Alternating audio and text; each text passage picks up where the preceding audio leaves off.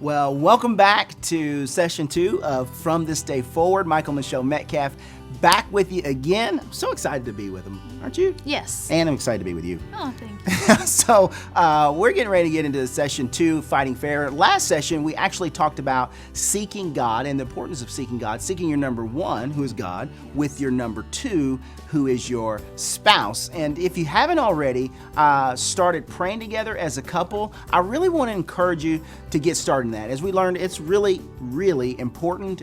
So if you haven't started praying together already, you really need to get on that right away. Yes, and this week we are going to move forward into Fighting Fair, which Fighting we are fair. pros about, at least with the fighting part. We've got a ton of research in this area, so Yes. this is... We could I'm give excited. Dr. Kim a run for his money. Totally can. So, sweetie, what is one fight that you can remember us having in the early years? The early years. Well, I remember just coming together as a young couple, and one of the things we fought about as we merged our lifestyles together was the house. Oh, yeah. And so whether socks go on the floor or in the drawer. Why gotta be my socks? I don't know. Why do they have to be your socks?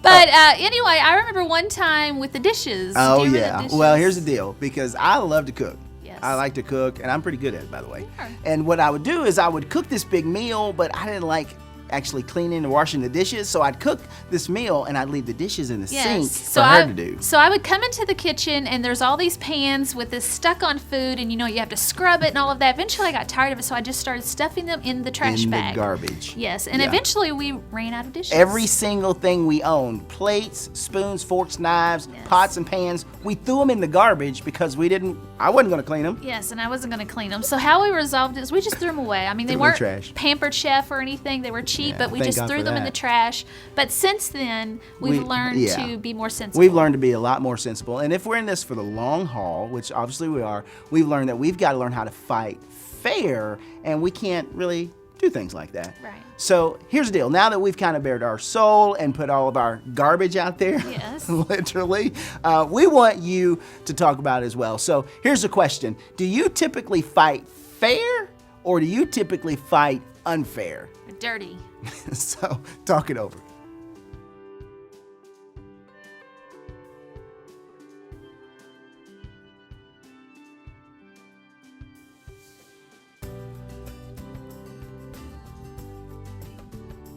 Okay, well, we hope you had some great discussion on the topic of fighting. Hopefully you're still together. Yeah, after hopefully that. no One fight didn't lead to another. Yeah, I hope no Talking about fights broke out talking about fighting. But anyway, hope some great discussion. And right now, we're going to get to hear from Pastor Craig on fighting fair. All couples will fight, but here's what we need to understand. Healthy couples fight fair. Unhealthy couples fight dirty, below the belt, jabs, undercuts, accusations. Healthy couples fight for resolution. Unhealthy couples fight for victory. In fact, there's a fascinating study you can read about by a guy named Dr. John Gottman, who's kind of a marriage specialist. He studied couples who fight for 16 years, and he watched them and studied how they fight. And now he can watch a couple for only 5 minutes and determine within 91% accuracy whether this couple will make it or if they will divorce.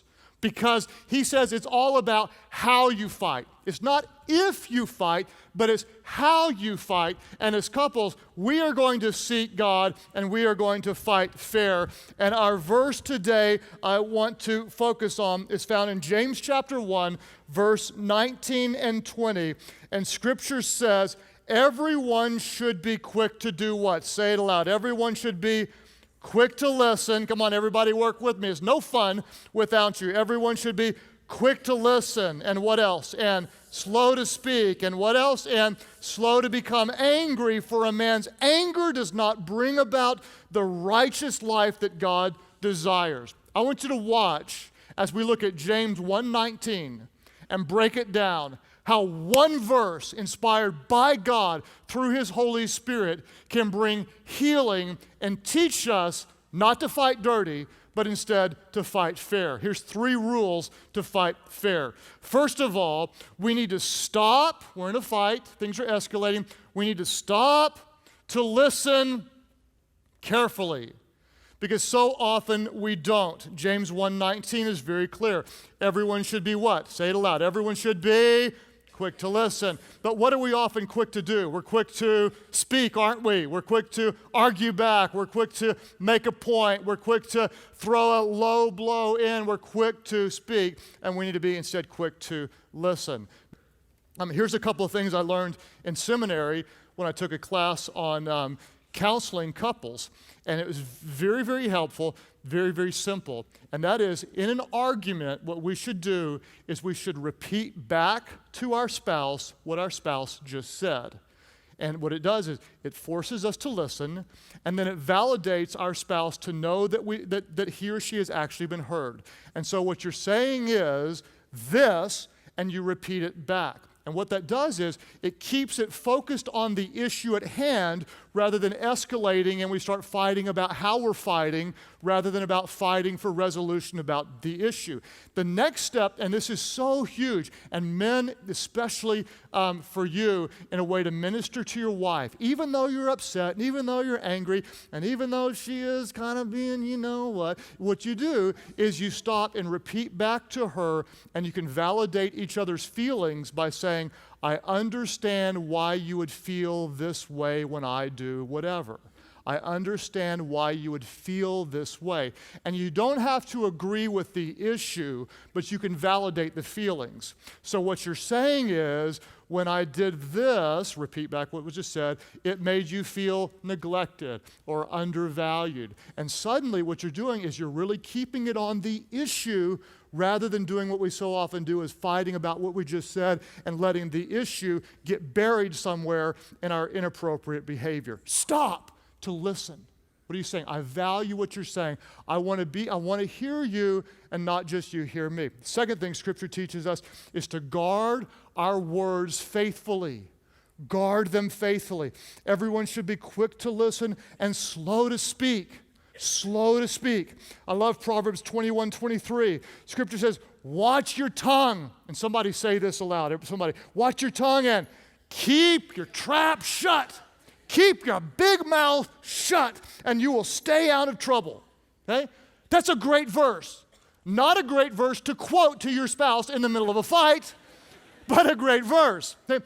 Watch your mouth. Keep your mouth shut. When you're in a fight, do this. And I'm telling you, force yourself, when you're about to say something, ask yourself 2 questions. Ask yourself, should it be said?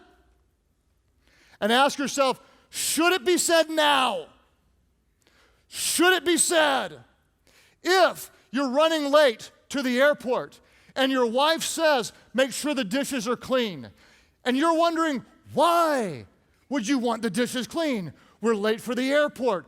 Don't say, why do you want the dishes clean? Because a burglar might come in and see our dishes, for which she says, I don't care, just do the dishes. Then don't call her a psycho.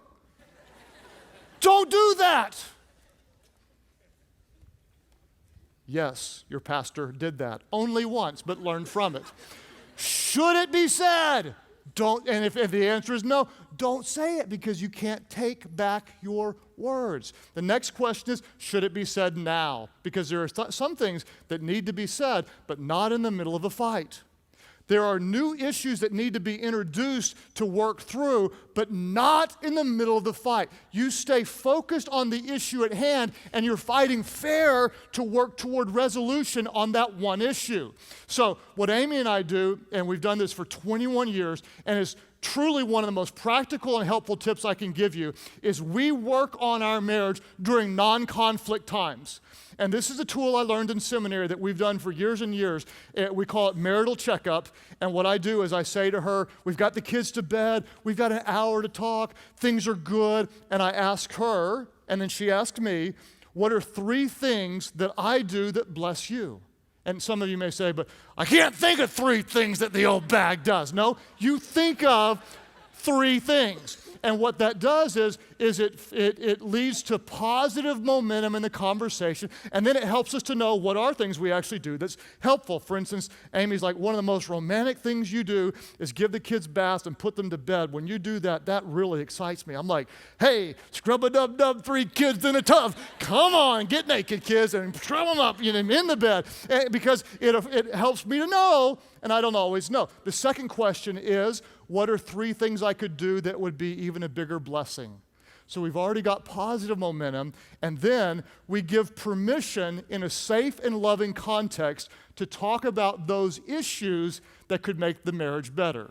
Well, to be honest, when you do such and such, it makes me feel this way. Or when you don't do this, it makes me feel this way. And so we've got the momentum of already working together toward a good and blessing marriage, and we can bring up those issues that we really need to talk about. Should it be said, and should it be said now? Now, even if you follow these rules, you're still going to get in a fight, and let me give you some rules for the fight. If you're dating, hope to be dating, you're engaged, it's a great time to decide on some rules for your relationship. And before you get married, Amy and I, we made some rules, we memorized some verses, and we just agreed these were going to be some Groeschel family values. And here's some rules you could agree on. You can add to these or whatever, but here's a starting point. Never call names. Never call names, unless it's like your little pet love name for each other, like, okay, Pookie Boo, I'm sorry, or whatever, okay? Never raise your voice. You raise your voice, nothing good comes of it. Keep it, step back, count to 10, breathe in, sing a song, say a prayer, say 14 prayers, pray in tongues. I don't know, whatever you have to do, you calm down, okay? Never get historical. Don't get historical. That's not a typo. Back in 1962, I remember when, don't go there. We're not playing scorecards. Don't get historical. Never say never or always. Never say never or always. This is one of the fastest way just to be offensive, because never and always is just rarely true. Instead, and I'll say it sometimes like, Amy, you never. Oh, well, most of the time you don't. And what we're doing is we're showing and communicating respect. Never say never always. Never threaten divorce. Don't do it. That's a low blow. That's uncalled for. Remember, we're a couple that never gives up. And so we are never going to resort to that kind of below the belt threat. There's nothing good from that. Never, ever threaten divorce. And finally, when you're in a fight, never quote your pastor. Don't ever do it. Never quote your pastor during a fight. Leave me out. Pastor Craig said, no, you got in it. You get out of it. Leave me out of it. I'm at home making pancakes, okay? So, all right. Excuse me. Stop to listen carefully. Guard your words faithfully. And then finally, if you're taking notes, write this down. We're going to learn to handle our anger righteously. Handle our anger righteously. This is so important because you will get angry, and we want to handle it being led by the Spirit of God. James 1:19 says, everyone should be quick to listen, slow to speak, and what else? Slow to become angry. Listen, there are some things you've just got to learn to let go, okay? If you want to have a great marriage, there are some things you just have to say, you know what? This isn't worth it. Amy, when she works with women all the time, she always says, listen, you married a man. Men will do men things. You got to let it go. Let it go.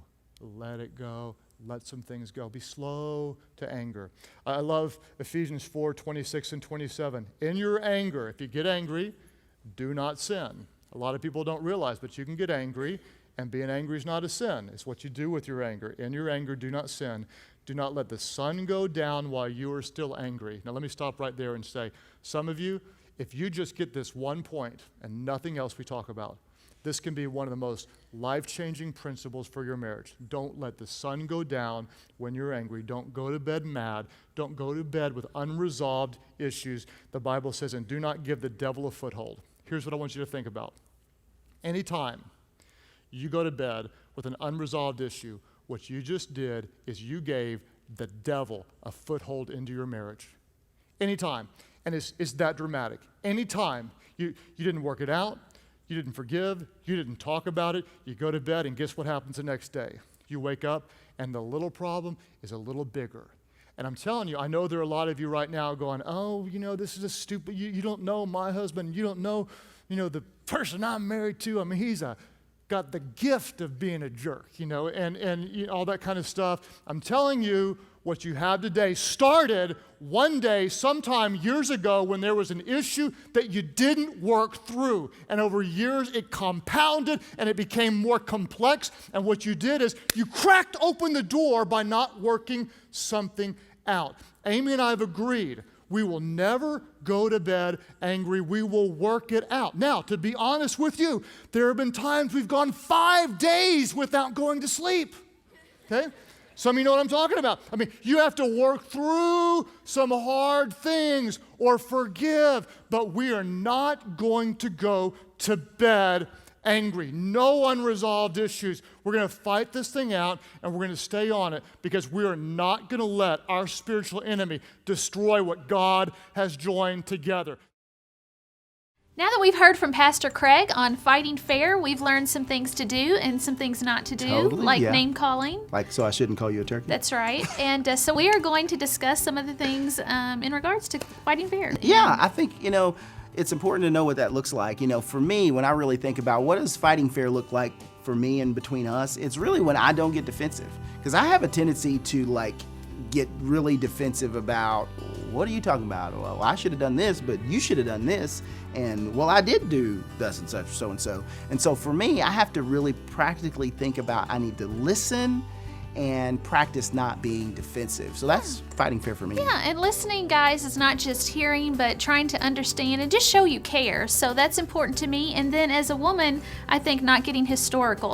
Sometimes hysterical? Not getting hysterical? Both. And so one thing you can do is put a Post-it note about the issue you're talking about between you and just stay on topic. Stay on topic. Yes. And understand that learning how to fight fair is like a progress. It's a process. You're going to continually get better at it and better at it, and you'll have plenty of opportunities to practice it. So here's the deal. After we've kind of bared our soul, we want you to talk it over. So recall one of the times that you had a huge fight. Recall one of your old fights and what it looks like, and now hopefully how your fighting has changed and maybe gotten a little more fair. So talk it over.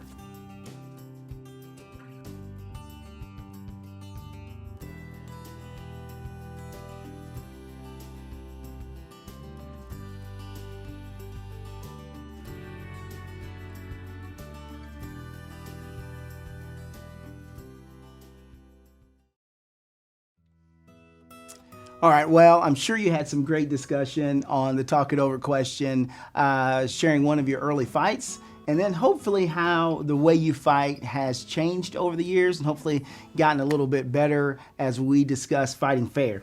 Yes, and now we're joined by Dr. Kim Kimberling.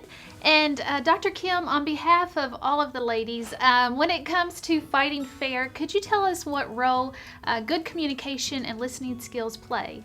Sure. Well, good communication is important because good communication connects us. And the more we're connected, the easier it is to fight fair.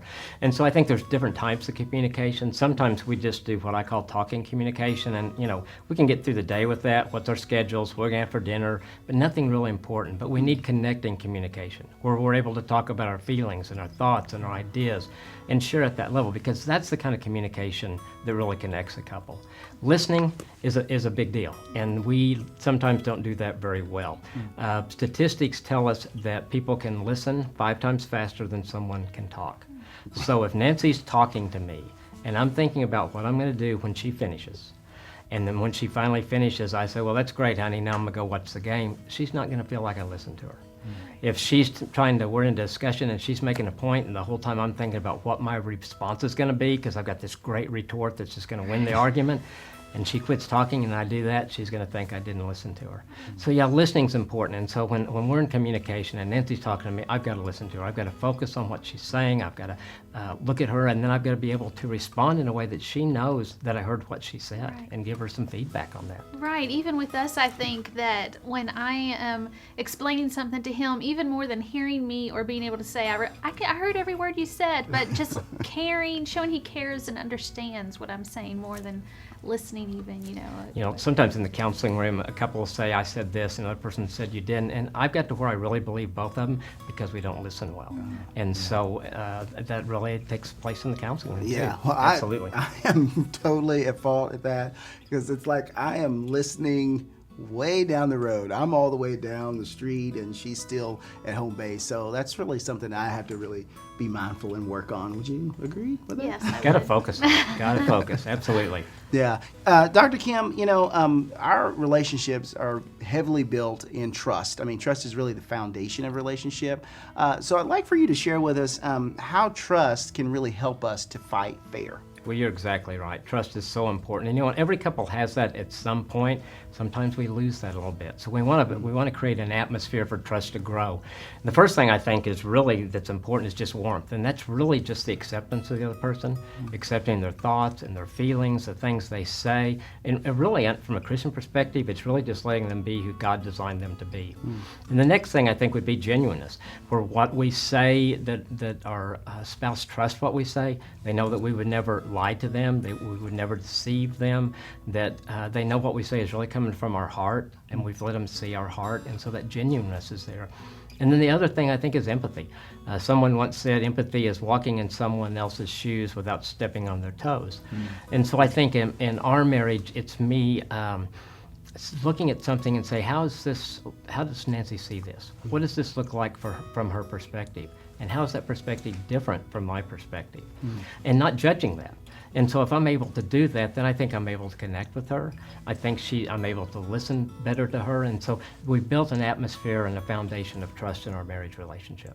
Yeah, I think that's really important. And in our marriage, I feel like I'm charged to be the one that creates an environment of trust, and to make sure that I'm leading that aspect. And one thing you said that I really, really identified with was just allowing the person to be who God created them to be. Absolutely. And our differences doesn't make us bad or wrong. It just makes us different, and we need to be able to embrace those. Exactly, and I think so many times we let our differences pull us apart. And the word embrace is what I use all the time. We've got to embrace those differences and know that God's going to use those to grow us and to grow our marriage. Yeah. Well, Dr. Kim, are there any other ideas you can give us just on fighting fair? Any last thoughts? One thing that I think, a tool that we use is called Stop, Look, Listen. And it's just really an easy communication tool. Basically, it means stop. When Nancy comes in and she wants to communicate something with me, to talk to me about something, I need to stop whatever I'm doing. So if I'm watching the TV, I need to turn it off. I used to just put it on mute, but I'd go back and forth, and that didn't work out real well. So I got to turn it off. Yeah. If I'm at the computer, I need to walk away from the computer. If I'm reading something, I've got to put it down and stop everything else I'm doing. And then look, I need to turn and face her, and so we can make eye contact with each other. So I can really connect, and she knows that I'm really listening to her. And the last part is listen. So it's that active listening again. It's listening to every word that she says, and then being able to respond in the way that she knows that I heard what she said. That, if we do that consistently and we do it well, that will solve a lot of our problems, because a lot of our problems happen because we don't understand each other. Right, right. I think that's a great information. Just with cell phones and everything else we have in our hands and devices, and sometimes you just want them to look into your eyes and know Absolutely. that they're listening. Absolutely. Yeah, I think for me, the stop part is key because I'm trying to multitask, and oftentimes I'm carrying my work into our conversation. So I'm responding to an email while she's talking, and just understanding that she needs my full attention. And that just helps us be able to communicate clearly and really fight fair. So it's really important. Absolutely, and it's a home run for your marriage. When we communicate and Nancy knows I understood her, I mean, she loves that. And so it's a great tool to use in your marriage. Dr. Kim, I know you have an activity for us for this week. I think the 5 steps to a solution. Right, this is something that we use a lot of times in counseling and with couples, and it's really pretty simple. If you've got a problem that you're trying to solve, and this gives you a real good tool to do it, and it's pretty simple. You just pick a time and a date to sit down and talk about it, where you're not going to be distracted. It's identifying the problem, make sure you're both on the same page with the problem, and then kind of brainstorm solutions, things that you think might work and not work, picking one of those to implement, and then set a time to how you're going to carry that out, and then to evaluate it. And then after you solve that problem, then celebrate your success. Yes, sounds fun. Man. Well, thank you for all the great information. It was really good. You bet. It's fun to be here with you guys. Okay, so once again, great words of wisdom from Dr. Kim. A plethora of wisdom. Yes.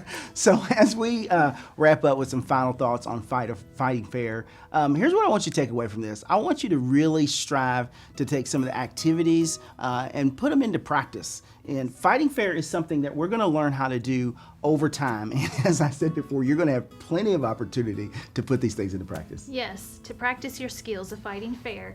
And also there's some talk it over questions in your participant guide. Do go over those.